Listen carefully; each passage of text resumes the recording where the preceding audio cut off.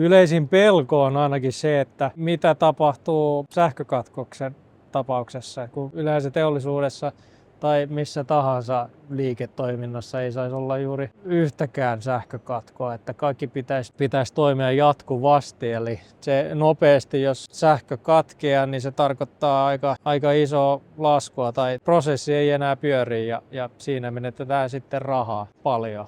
Mutta ei se ehkä puhtaasti ongelma ole, vaan se on enemmän pelko. Eli sähkönsaantia voidaan turvata sitten erilaisilla akkujärjestelmillä tai varavoimalaitteilla, esimerkiksi generaattorilla tai upseilla, mutta yleisin ongelma on ehkä enemmän sitä sitten, että usein vanhoissa kiinteistöissä on jo aika vanhat sähköjärjestelmät ja niitä pitää koko ajan päivittää ja huoltaa ja tehdä korjaustöitä, että mitä vanhempi järjestelmä, niin sitä isompi riski on, että jokin menee rikki ja täytyy vaihtaa tai se keskeyttää sitten toimintaa. Eli se on ehkä yleisin ongelma tämän kaltaisista kohteissa, mutta mitä enemmän huolletaan ja päivitetään uutta järjestelmää tilalle, niin sitä varmempi toimivuus meillä on.